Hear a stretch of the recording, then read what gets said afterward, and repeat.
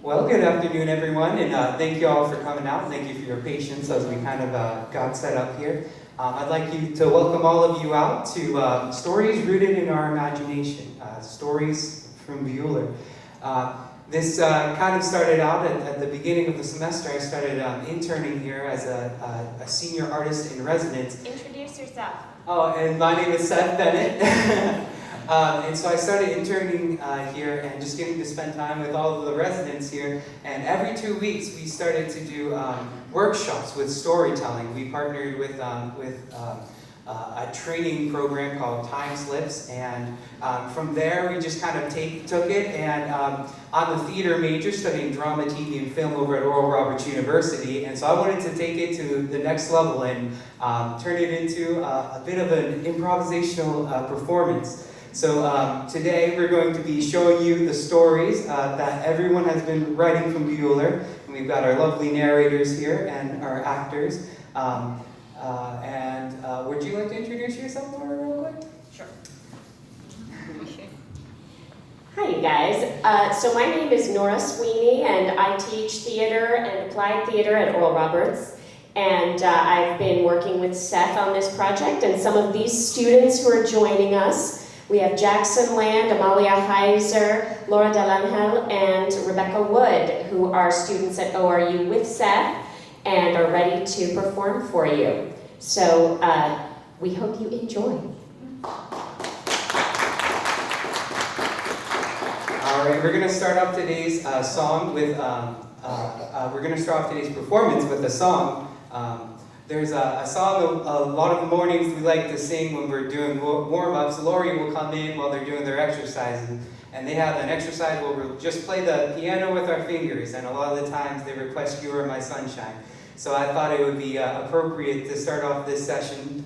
Many times when we do a session, we'll also start out with warm-ups and with a song, and that just really gets you into a good mode, and music just does something to the imagination, and it's really powerful. And I think all these guys here have really become my sunshine too, and that's getting up every day to eat breakfast with them or go to dinner, just spend time with them. It's really something else, and so.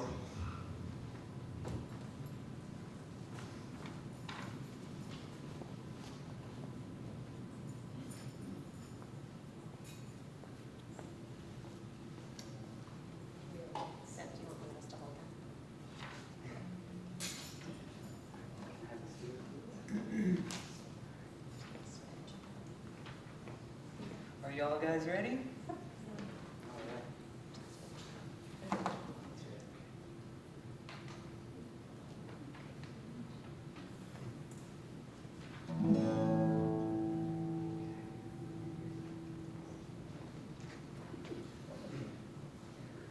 The other night, dear, as I lay sleeping, I dreamt I held you in my arms.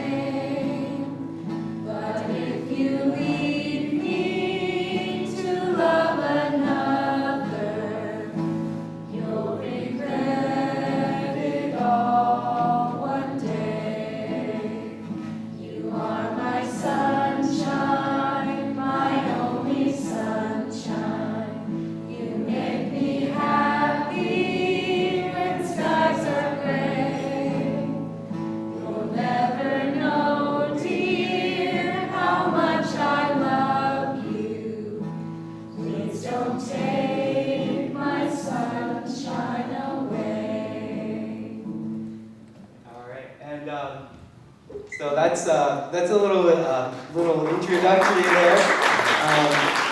So as I said, these guys have really lit up my world, and just seeing all the stories that come from their mind, and it's something you just wouldn't expect. And I've been as I've been going on this journey, there's a quote from George Bernard Shaw that's really just stuck with me, and it says, "We don't stop playing because we grow old. We grow old because we stop playing." And just seeing the imagination coming out of them each week, and then just seeing the smile on their face for the next couple of days, and as we went on with these stories, just seeing how much more detailed and creative they got. They were just getting longer and longer every week, and we'd have so much fun.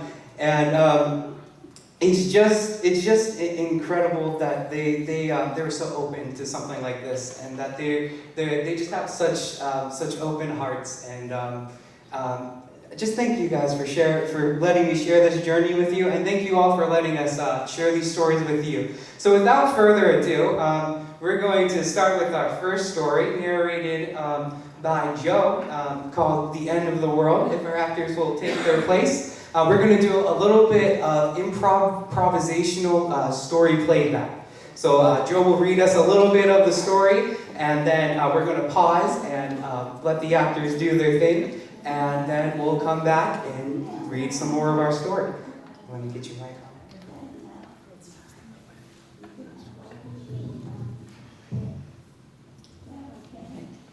The title of my story is "The End of the World," and the cast is Glenn, a bear, a cow, and a ladybug. Do I read now? Go ahead. Okay, this is the story, "The End of the World." Glenn, the astronaut, went to the moon to escape the end of the world and to get away from cell phones. He had a pet ladybug who was his best friend. He also had a cow to get milk, and brought a very large jar of Tang.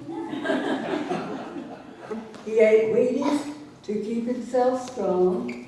He also had a greenhouse where he liked to grow roses.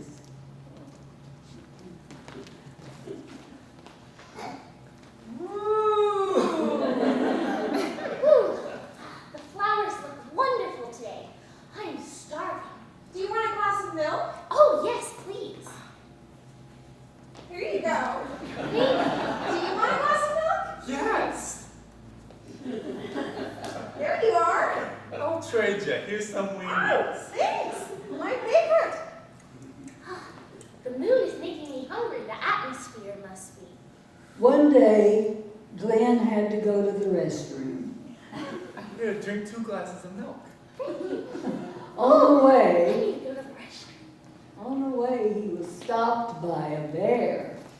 And Glenn said, "Oh no, I can't bear it." Oh, no! I can't bear it! He fought with the bear, and the bear got a hold of him and tried to bury him. Glenn fought and screamed. "Ah!" he screamed. Ah!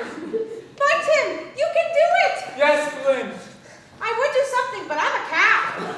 And I only have small little wings. He screamed and he dreamed because it was all a dream.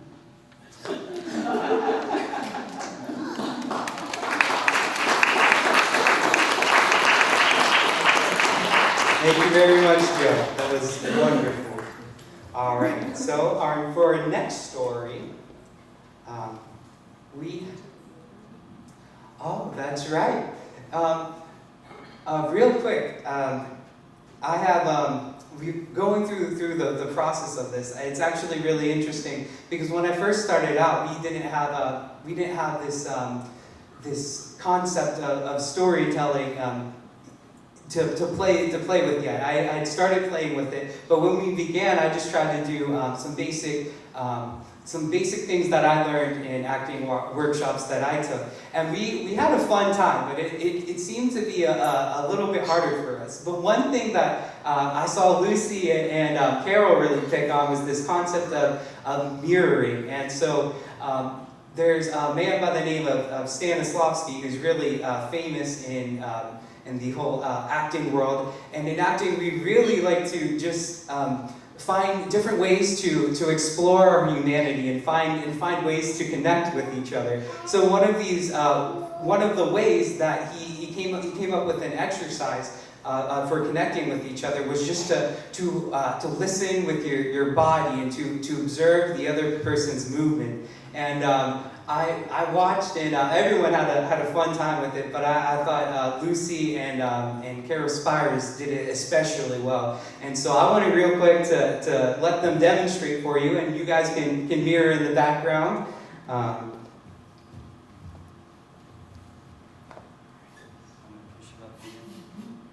If any of you guys have taken a drama class or have seen someone do some drama exercises, this is a very popular exercise because anyone can do it.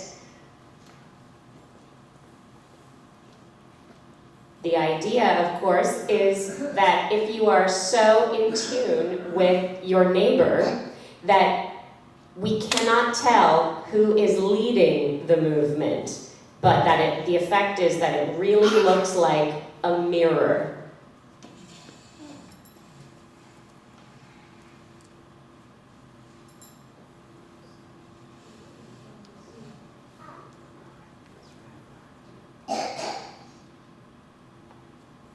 I'm going to close this curtain. I'm closing this curtain. We are closing the curtain.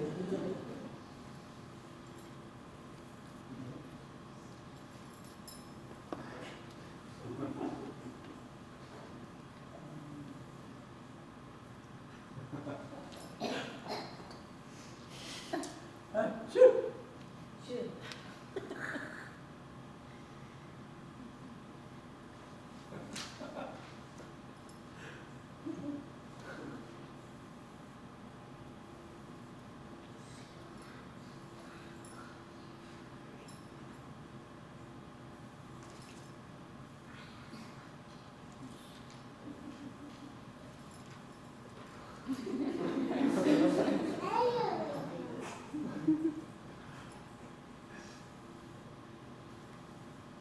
I'm sorry.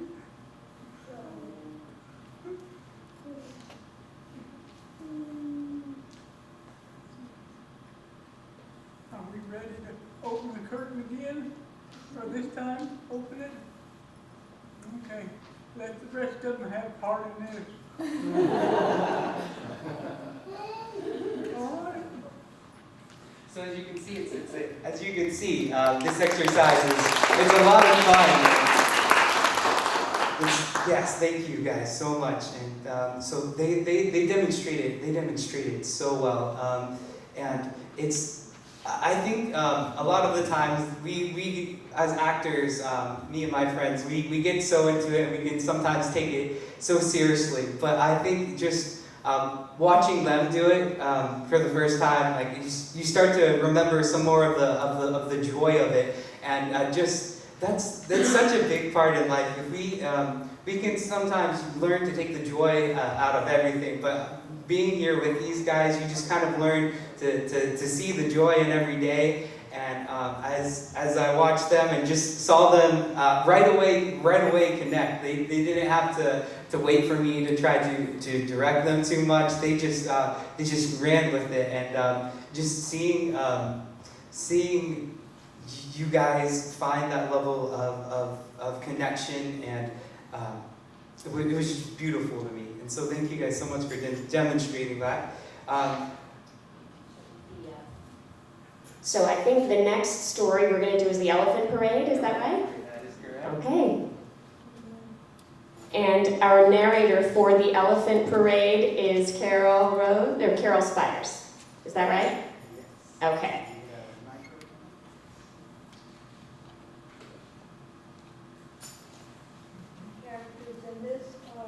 Hang on one second, Carol, we're gonna get you a mic. I'm gonna move you back too, so we have some space for the actors. Thank you so much.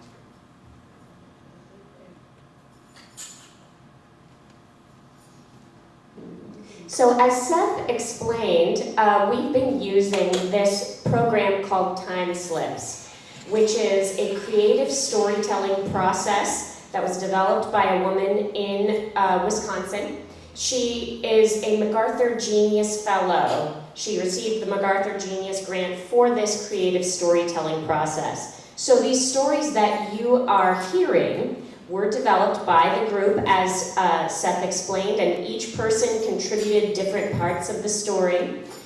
And we realize that creative expression increases wellness in people of all ages and faculties, right? And I think we are ready to continue with our storytelling. Would you guys like to hear some more of our stories? Yeah. Great. The Elephants Parade, featuring elephants, monkey, lion, and giraffe. All the elephants were walking around in a parade to celebrate the lion's victory. A monkey on a drum conducted traffic around the ring, throwing out Valentine candy to everyone as they walked by. A beautiful, tall, and curious giraffe heard lots of noise and celebration. What's going on? Decided to look over the fence. The giraffe thought seeing all the elephants was such a funny sight. Suddenly a bugle call was unleashed. Do-do-do-do-do-do, charge. An eruption of chaos broke out. The elephants started running every which way. Oh no! Standing up on their hind feet, one even sat on a drum. Oh Then the lion roared, and there was peace and order. They remembered the lion's victory and began to march again for him, happy in the parade. no! Everybody get your chocolate! Here you go!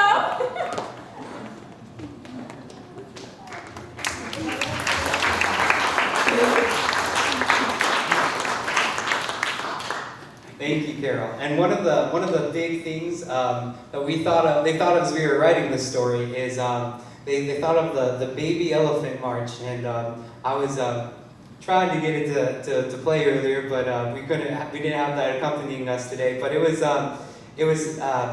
such an interesting spectacle. We had a big picture. The way we tell our stories is we take a picture and we just start with basics. Who do you see in here? Where are they? And they take and they find all these details from the pictures and things that aren't even there sometimes. And so I thought it was a fantastic job you did there, Carol. Thank you so much. Our next story we have coming up is the story Up, Up, and Away, and it's going to be read by Carol Langdon. We all call her Carol Rose because usually she has a hat on with a rose, and she's quite the fashionista. Love that. Cool. Up, up and away. It's about evil politicians and heroes, nurses, innocent people in wheelchairs, and childlike. We built a fence to keep the politicians and their wild hair out of Tulsa. Let's go! I'm so excited to build this! What are you guys doing over here? My mommy says not to speak to strangers. I don't see you over there. I'm not a stranger. I'm your funny politician. Go away, we don't like you. You can't play with us. It was made from a lot of people's hides, barbed wire and sand. It would be best for keeping them out. Wrap it around the back.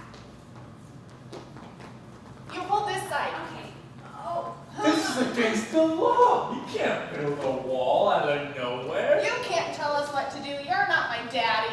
Yeah. I'll have your dad fired. Shh. Go away. But wait, we should have heroes. The heroes took all the politicians out of Tulsa.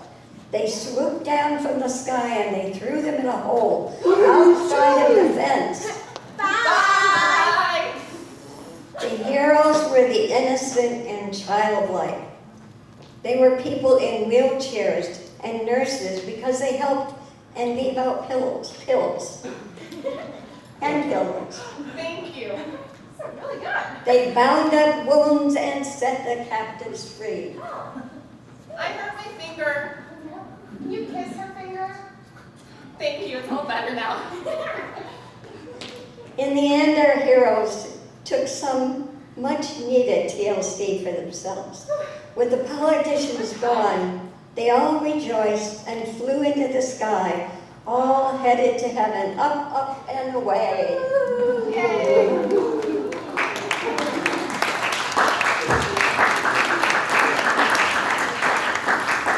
All right, thank you so much. Our next story we have is called Love at Last. And then after that, we have one more story, but it's going to be a little bit different because I'm going to walk you through one of the processes we did last week where we give the audience a chance to cast the characters. So.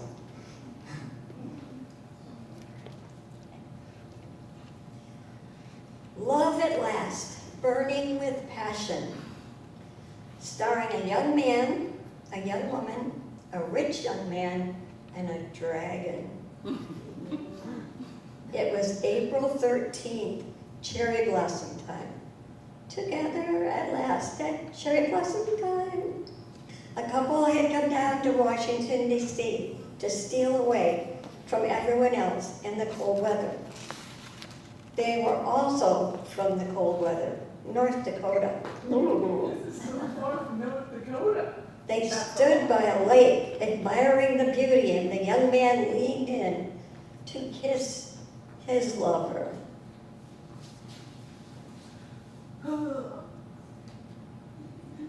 As the young man leaned in, the girl panicked.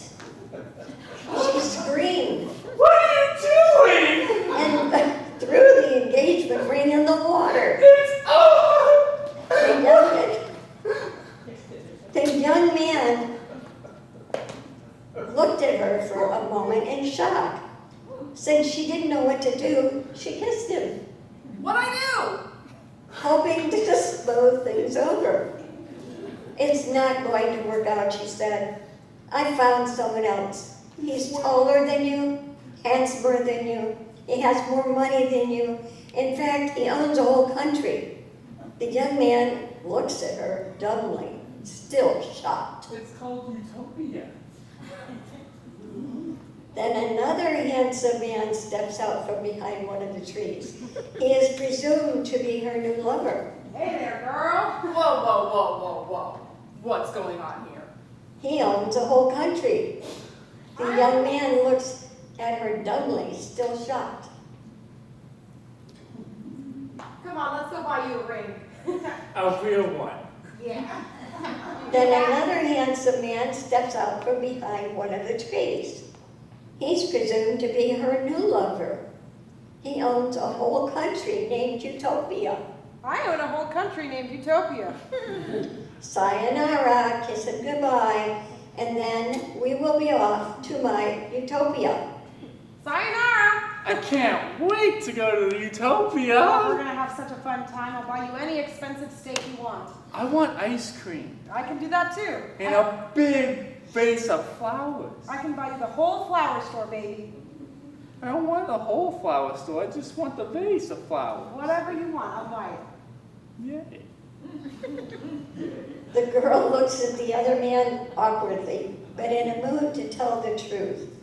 Well, things are getting kind of sleepy in Utopia. Both men are confused and devastated. But the thing is, with Utopia, it's just kind of boring, you know? Boring? Why would it be boring? I have a ton of money.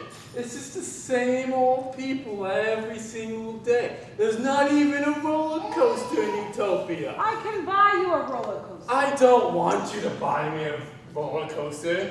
I want there to already be a roller coaster. Women. Men. They blast around at each other, not sure how to take it. Suddenly,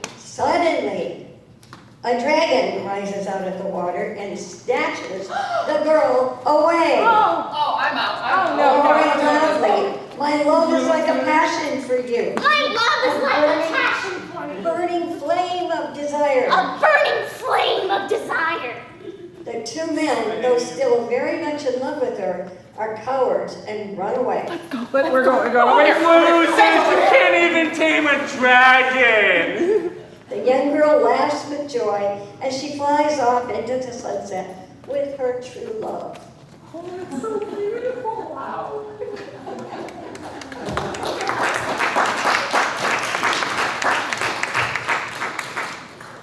All right. So our final story today is going to be Best Friends Forever. And if we could have our actors step out, what we're going to do this time is we're going to have the audience cast who our actors are. So in this story, we have Lucy, Jessica, and two male dates. So who do we want to play? Rebecca, you raise your hand. Do we think Rebecca should play Lucy, Jessica, or one of the male dates? Jessica? All right. And then Laura, raise your hand. Should she play Lucy, one of the male dates, or oh, well, I guess those are all the options. Male date. All right. And then Jackson, should we have him play one of the male dates, or should he be Lucy?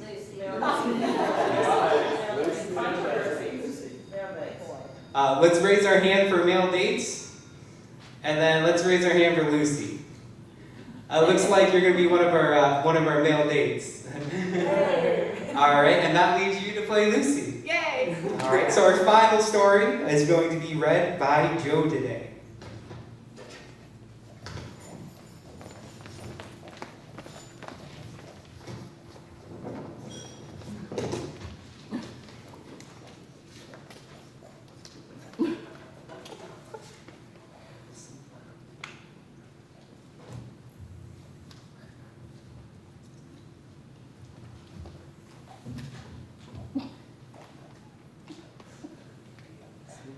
I can see that.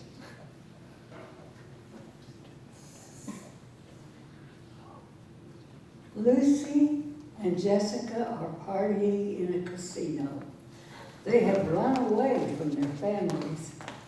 It was time for them to fix dinner, and they were plumb tired of it. Hungry.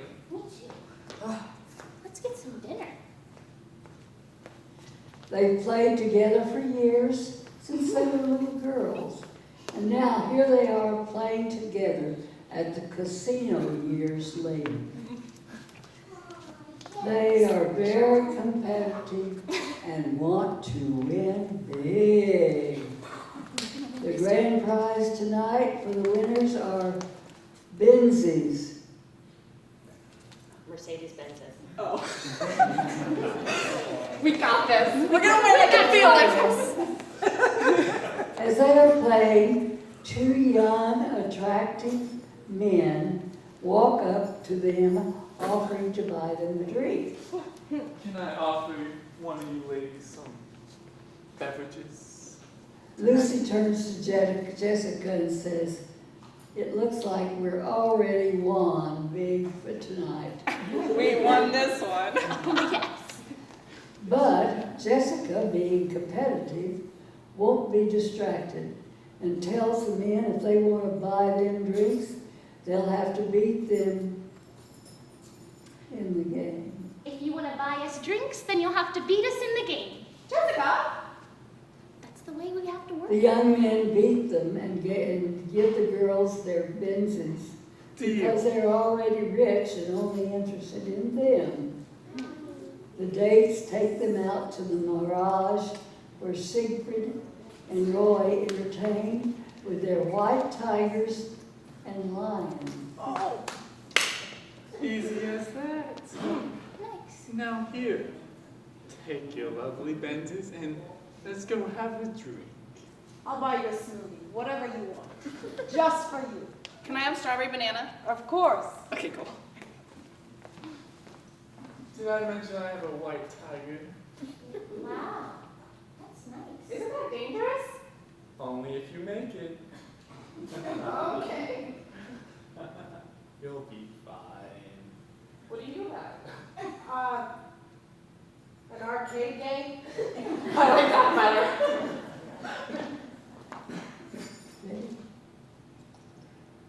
After the show, they steal 2 of the white tigers and pay them someone to drive their Benzes home.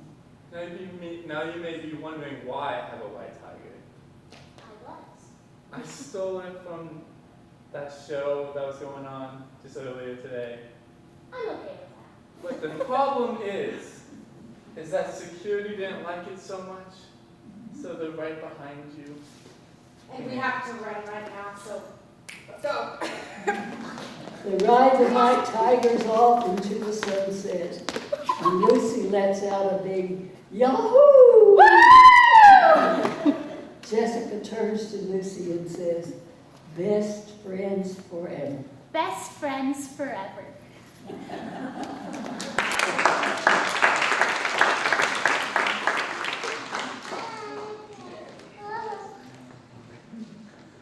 All right, thank you so much for coming out today and getting to hear our stories. I know we're all happy that you came out. Does anyone have any questions about the stories, the process? Questions for these guys or our actors or for me? Should our performers take a bow? Yeah. Let's give it up for our performers.